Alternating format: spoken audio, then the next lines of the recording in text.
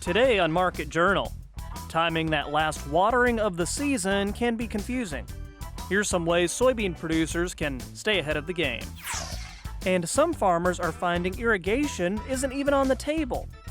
Learn if silage is an option for corn impacted by the Western Nebraska canal breach. Lush pasture can be found throughout Nebraska, but producers may still be having issues with quality forage. We'll explain. This week's edition of Market Journal starts right now.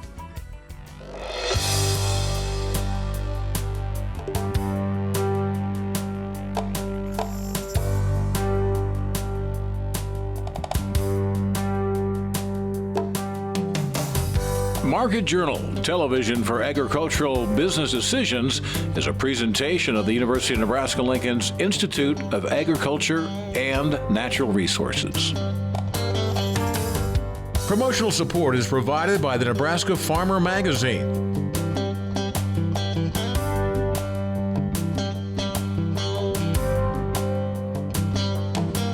Hello everyone, I'm Troy Moling and thanks for joining us today on Market Journal. Hey, last show of August, it's going to be fall before you know it. And beginning the broadcast, this has been an unusual growing season, so if you need to get in one last irrigation of the season, the timing could be a little tricky.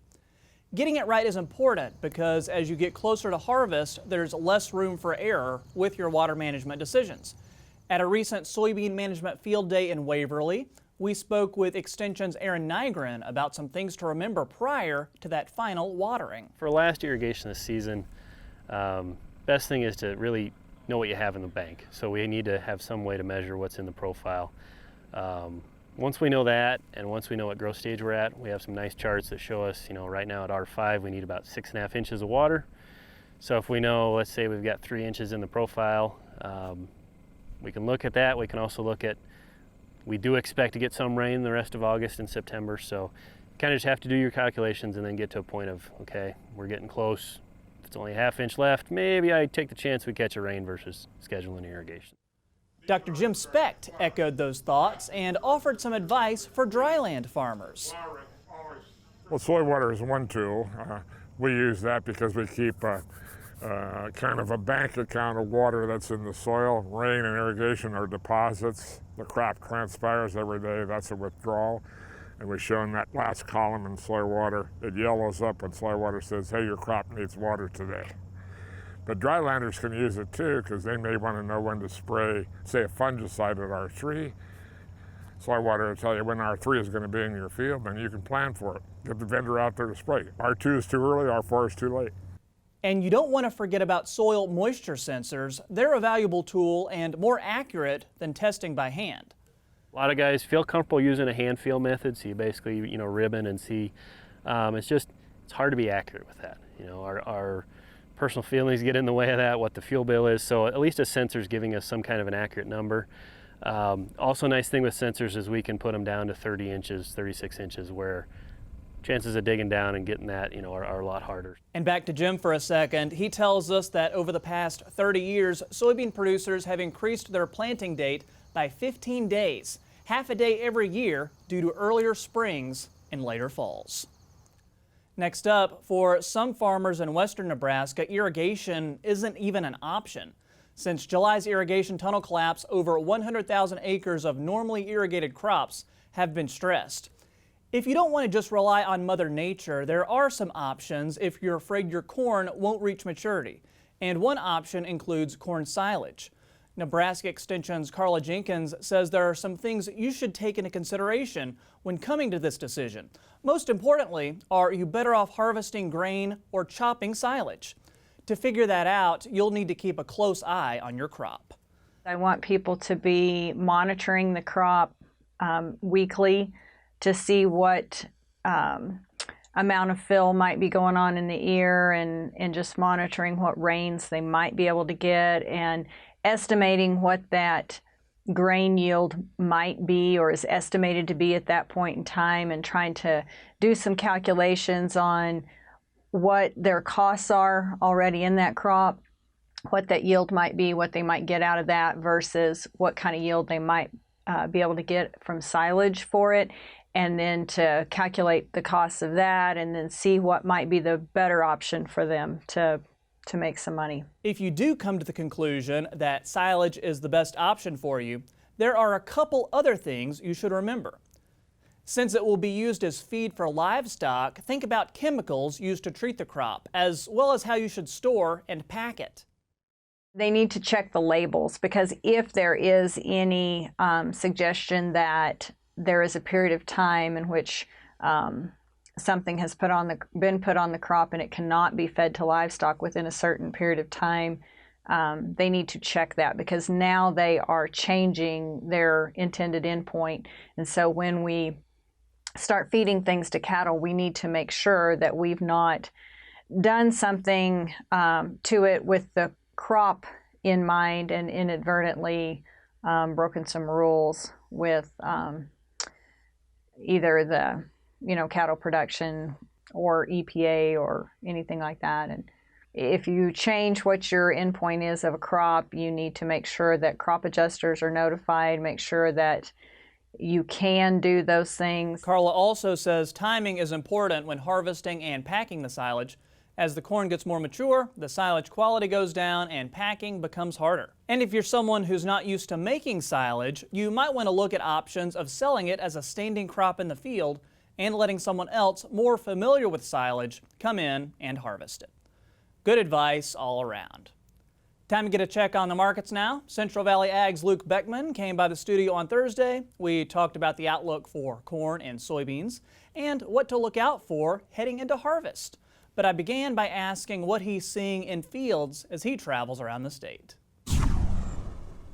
The crop certainly passes the eye test. As you talk to agronomists and folks that are walking the fields, a little more variability just with the spring that we had. I do think the crop's a little bit behind. I think that wouldn't surprise anybody. As you talk to folks, it kind of looks like we're on track for like an early October kind of black layer date for corn, so a little bit behind, and just depends on this September that we're going to have on how we finish. We're starting to get into that post-Labor Day conversation, and when we come back next week, it's going to start to be about frost dates and those types of things. So watch South Dakota. Average frost dates there and some of those northern states gets to be about the middle of September. So that's going to be kind of the next thing on the market's mind. And how's corn basis looking right now as we prepare to wrap up summer? Yeah, corn basis has really been the story. I mean, really in June it took off. It's been firm all summer. The cash market's inverted by as much as 40 cents in some of the biggest markets in the state as you compare September delivery or spot delivery versus what it's going to be at harvest. And so the market, if producers are sitting on old crop corn, the market wants that now rather than watching the farmer carry that into new crop. It really raises the question, Troy, there's conflicting viewpoints here on what the USDA is telling us on the old crop carryout, which is 2.3 billion bushels, versus what the cash market is telling us, which is there's not 2.3 billion bushels out here. If there were, we wouldn't have to pay the types of numbers that we are. So it's going to be interesting to see, does that come to light in any future USDA reports? It may not. It may simply mean that the grain is in tight hands because, farmers might be bullish. And of course, corn base is looking good. Soybeans, different story though, right?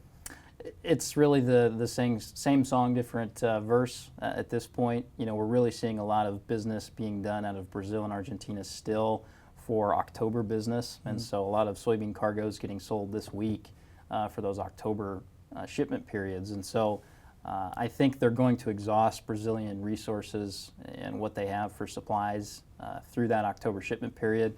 What it's going to do is it's going to open up November, December, and January, really where the U.S. is going to be the only game in town. They're going to have to do some business here before in March that really gets to be gut slot harvest in Brazil, where Brazil is going to have that chance again to be the main supplier. Any sort of prognostication on price forecast for soybeans? Well, I think it really just depends on how this crop wants to finish. I mean, it's no mystery we've been cool. What is the frost date going to be? Is that going to impact yield? We certainly had the rain, in the last several weeks to fill pods. So if you were able to pull a few bushels off the national yield, that's certainly going to help shrink the carryout a little bit. give beans an opportunity to get back above $9, no futures. With basis where it's at across the state, you're looking at $8 plus cash off the combine, and how producers factor in their MFP program payments.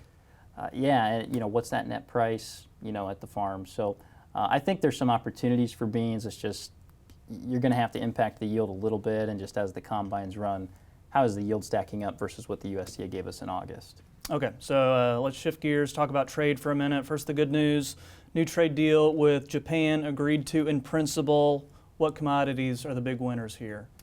Well, I think that's the key point that you just mentioned there. In principle, not a lot of details associated with the Japanese trade agreement. The U.S. supplies Japan with a lot of ag products already, so kind of a good-natured story, I suppose, to maybe highlight what we're already doing a good job with. So I think it's basically principle and kind of a framework deal, more or less. Not a lot of details being released at this point. Then on the other side of the coin, China continuing to be an issue. Can you give us any optimism as far as that goes? I think it's a continuation of what we've seen. You know, we see these blips, tweets that maybe there's some light at the end of the tunnel. Troy, I really feel that we're far enough along in the process that 2020 is too close for China to feel like they need to make a deal. Unfortunately, there's a deadline on the U.S. side for when the presidency, the term runs out, and on the Chinese side there is no deadline. So I think that gives China a little bit of leverage probably in this situation to say we're just willing to wait and see what happens November of 2020. So I feel like it's just going to continue to drag out. Very true. And Luke, as we let you go, any marketing advice, risk management tips that you want to leave us with today? Well, I think we're in that lull right here pre-harvest. I think we're working on hammering out a pre-harvest low. Once that happens, we'll look for retracement levels in both corn and beans as selling targets for producers. On corn right now, we'd really look at the gap that was created after the August 12th report, which is going to put your first target level around 390 December futures. And on the soybean side, we just need to confirm a bottom before we can really make any of those predictions. But look for a pre-harvest low to be hammered out sometime before we get going with harvest. And then from there, it's about how do we rebuild this thing? Where does the market want to retrace to? And how do the yields start to stack up as the combines get into the field? Next week, we'll be joined by Jeff Peterson, president of Heartland Farm Partners. If you have a question you'd like for me to ask him, email us or get in touch on social media, and I'll pass your question along. Time for this week's trivia question, and this one is in honor of Game Week and the Huskers home opener this weekend. We want to know, according to stadium officials, roughly how many runzas are sold at Memorial Stadium every home game? Is it 9,000, 13,000, 39,000, or is it 90,000?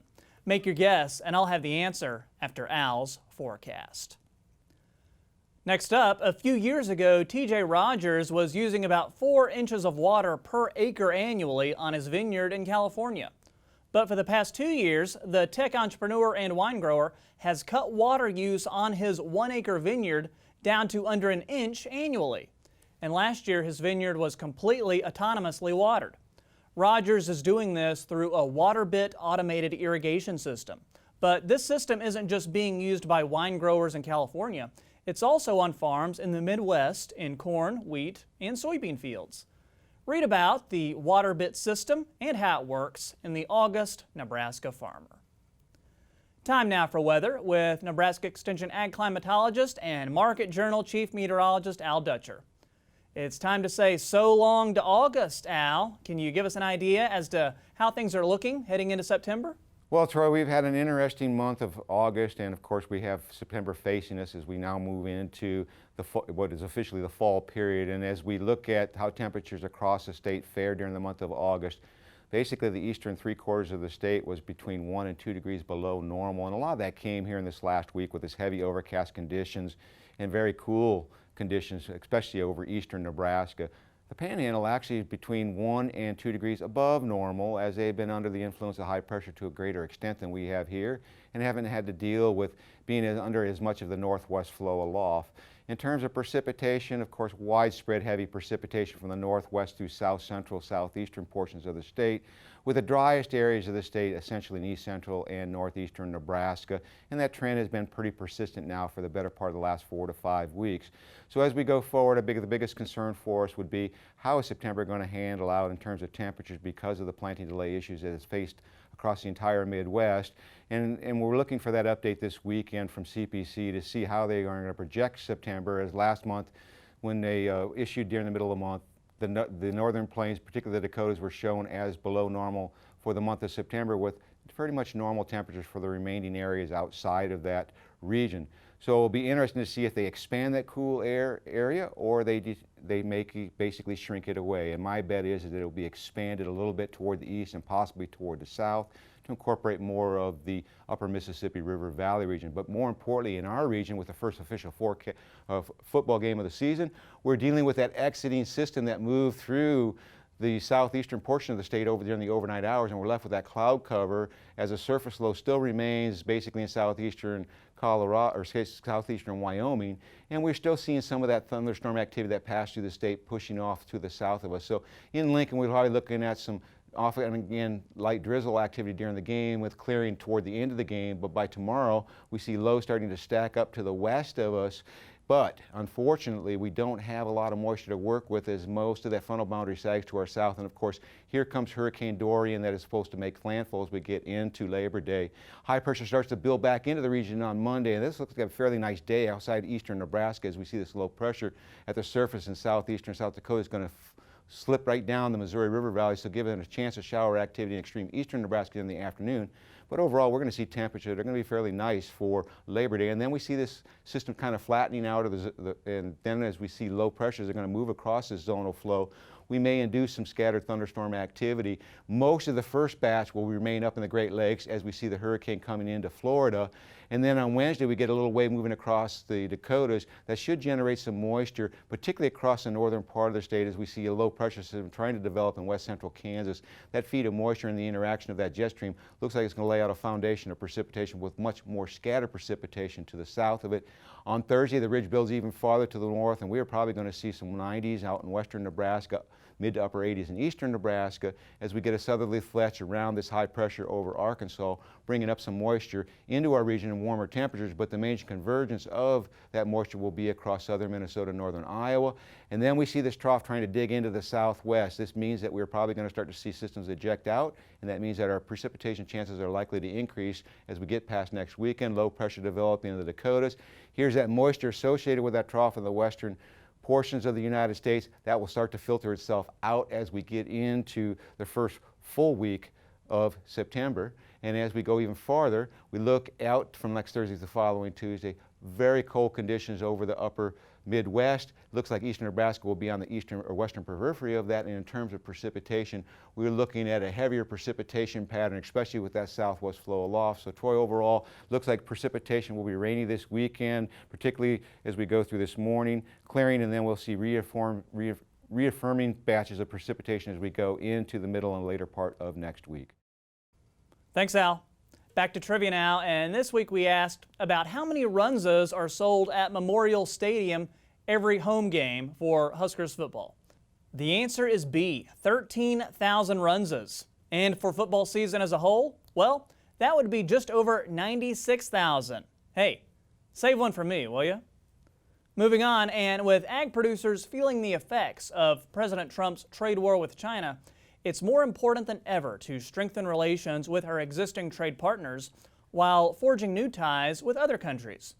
Market Journal's Bill Dodd is looking into upcoming trade missions with the Nebraska Governor's Office and the Department of Ag. Bill, what can we expect from these upcoming trade delegations? Well, Troy, earlier this spring, Governor Ricketts announced an international trade mission to Vietnam and Japan. In recent years, Japan has been a very strong trading partner for Nebraska agricultural exports. In fact, just last year, we saw record beef and pork sales, with Japan accounting for 28.7% of all Nebraska beef exports and a whopping 56.3% of pork exports. Now, this counted for export sales of about $412.1 million and $262.7 million, respectively. Now, this isn't even to mention the fact that Japan is also ranked as the #2 export market for all Nebraska ag exports, including corn and soybeans. In the news this week, it was announced earlier at the G7 summit in France that a new trade agreement between the U.S. and Japan was struck in principle, with both parties having hopes of a formal signing in September. Nebraska Farm Bureau President Steve Nelson said of the proposed deal, quote, "News that the U.S. and Japan are moving closer to a secure bilateral trade deal is great news for Nebraska farmers and ranchers, especially our beef and pork producers. Japan is a critical market for Nebraska and one that we've needed to find a better way to tap into since the U.S. opted not to be part of the larger Comprehensive and Progressive Agreement for Trans-Pacific Partnership Trade Agreement." While we're anxious to learn more of the specifics of the pending bilateral U.S.-Japan deal, any agreement that opens the door for greater market access and puts our farmers and ranchers on a more competitive playing field with producers around the globe is a major step forward, end quote. Now, this news comes just days before Governor Ricketts is set to lead a trade delegation to Japan and Vietnam. While we know about the importance of Japan's markets to Nebraska's economy, Assistant Director of Nebraska's Department of Agriculture, Amelia Briney, says Vietnam is quickly becoming an expanding market for Nebraska ag producers as well. We've had a little bit of a footprint for Vietnam for the past few years. We had a gentleman on staff that would go there and do some solo missions, but we've really seen a lot of movement on the beef side of the equation with the country of Vietnam. Our imports into Vietnam have increased over 100%, I believe, within the past year. We've been able to partner with USDA on an emerging market program there, which is a little bit of a pseudo grant program that's allowed us to do some really neat things there. And so getting the governor there, I think, shows a commitment to a country that has a lot of people, a lot of young folks there. They have a younger population. Their median is about 29 between the age of 35. And so tastes are changing, and we feel that we have a lot that we can offer that change. While state officials are working on expanding our footprint in the Vietnamese marketplace, Briney says the state's ag department is still working on expanding to new markets that Nebraska hasn't really done much business with in the past, while simultaneously strengthening current ties with our more established trading partners. Well, something that's on our radar for the Department of Ag is the country of Indonesia. There was actually a delegation that came back in March, I believe it was, of this year, hosted by Congressman Don Bacon, and they visited Schooler up in Omaha, and they visited the UNO campus up there, and the Department of Agriculture, as well as the governor, was able to meet with that delegation. It was the ambassador and then their Minister of Agriculture. So that's a country that's definitely on our radar, but for us, it's also about maintaining relationships. The trade landscape around the world is a little bit interesting right now, and so for us it's important to look for those new markets as well as make sure that we're maintaining those relationships with some of the folks that we've been trading with for a really long time. According to the U.S. Department of Agriculture's Foreign Ag Services, agricultural export totals from the United States to Vietnam grew 57.8% from approximately $2.5 billion in 2017 to $4 billion in 2018. Beef exports alone from Nebraska to Vietnam went from $5.4 million in 2017 to $12.3 million in 2018. That's a growth total of 127%. Another trade mission coming up for Governor Ricketts is a mission to Germany. Officials from the Nebraska Department of Economic Development and the Nebraska Department of Agriculture will accompany Governor Ricketts and Nebraska businesses on the trade mission. The delegation will visit Berlin, Lower Saxony, and the Northern Rhine-Westphalia, and according to International Business Manager for the Nebraska Department of Economic Development, Cobus Block, with 1/10 of our total exports finding their way to the European Union, Germany is a big player in that figure. Compared to, say, some of our other export destinations, Canada, Mexico, China, Japan, the EU is a top 5 destinations, the 5th largest destination for our exports. And Germany is a major player in the European Union. So if you look at both the political sway that Germany has inside the European Union, but then also just as its size as a country, demographically speaking, it's a sizable component of that market. So being able to get in front of people there from an export standpoint is very important. And then also from the just the relationship in general with Germany. German companies have a long history in the state and have contributed significantly to our economy. Now, the first stop for the trade mission is Berlin, where the delegates will participate in business tours and government meetings. The delegation will then visit the Agritechnica Agricultural Trade Show in Lower Saxony, which is the world's leading trade fair for agricultural machinery. Now, with over 2,800 exhibitors from 52 countries, Cobus also tells me the Agritechnica Trade Show is a top-notch opportunity to get face time with industry representatives who may have an interest in bringing their business to North America. Now, this gives our representatives an opening to explain how setting up shop in the heart of the heartland can be beneficial to agricultural businesses looking to expand in the United States. Now, we'll be looking for more opportunities like these if you have any interest in joining a state-led trade delegation in the future. But for now, that's what I've got my eye on this week, and I'll send it back to you, Troy. Thanks for that report, Bill. For our final story today, we're getting a look at pasture and rangelands around the state. A big topic at this year's Nebraska Grazing Conference was the wonderful pasture conditions we've had this year as a result of some really timely rainfall. University of Nebraska Range and Forage Specialist Dr. Jerry Volesky broke down how important that moisture is. We've had a lot of good timely rains in the spring and early summer, which really is the key driver for our pasture production. And last year, for example, from some of our sampling that we do in terms of annual production, we were in the neighborhood of 15 to 25% above average or more grass. And this year we're seem to be tracking that exact same way. We'll be above average in pasture production. One of the things though that we've seen this year is in the case of too much rain, it's been hindering some people in terms of their hay production. Their meadows are just too wet, standing water, and that has implications to if they continue to wait for it to dry, the quality of that hay that's produced off of those will be generally lower. And there's a word of warning for cattle producers as it relates to the rainfall and calving. There is some concerns. We did see a little bit of this last year with these really good rainfall years, and this really applies to people that calve in May or June, and so we are right in their breeding season right now. And particularly for younger animals, with all this abundant grass, the quality is generally a little bit lower than you normally see at this time of year. And so sometimes that nutritional quality of the grass at this time of year can have an effect on the reproduction for those younger heifers or younger cows. Jerry also mentions that weeds like the musk thistle, Canada thistle, and leafy spurge continue to be a problem, and landowners need to be proactive about them. Before we leave you today, you may remember last week we told you that on this week's show we'd have an interview with Ag Secretary Sonny Perdue during his recent trip to Nebraska. Well, unfortunately, he had to reschedule that visit to the state, but when he comes back, we'll be sure and let you know. In the meantime, be sure to download the Market Journal mobile app or follow us on social media to join in on the conversation. Next week, we'll offer some tips on what to do with hail-damaged crops and how to deal with insurance, plus debt and farming. Our expert breaks down what the latest numbers say. All that and a whole lot more. Hope to see you right back here next time. I'm Troy Moling. Thanks for watching, and have a safe and happy Labor Day. Join Market Journal online at marketjournal.unl.edu. You can also follow us on Twitter, Instagram, and Facebook. Promotional support is provided by the Nebraska Farmer Magazine. Market Journal is produced by the University of Nebraska Lincoln's Institute of Agriculture and Natural Resources.